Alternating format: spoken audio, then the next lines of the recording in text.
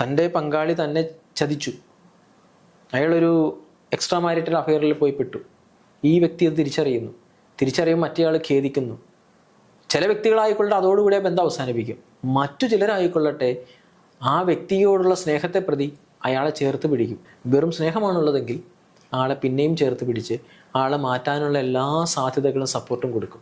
അങ്ങനെയുള്ള എത്രയോ ദമ്പതികൾ, എത്രയോ ഭാര്യ ഭർത്താക്കന്മാർ തെറ്റുകൾക്ക് ശേഷവും ആ ആളെ ചേർത്ത് പിടിച്ചുകൊണ്ട് മുന്നോട്ട് കൊണ്ടുപോകാൻ ശ്രമിക്കുന്ന എത്രയോ ആളുകളുണ്ട്. പങ്കാളിയിൽ നിന്ന് തെറ്റ് സംഭവിക്കാം, അതെന്നിൽ നിന്നും സംഭവിക്കാം. തെറ്റ് സംഭവിച്ചതിന് ശേഷവും നമ്മൾ അയാളെ എങ്ങനെ കാണുന്നു, അയാളെ നമുക്ക് ചേർത്ത് പിടിക്കാൻ കഴിയുന്നുണ്ടോ, ആ തെറ്റുകളോട് കൂടിയാണോ പിന്നെ നമ്മൾ അയാളെ കാണുന്നത്?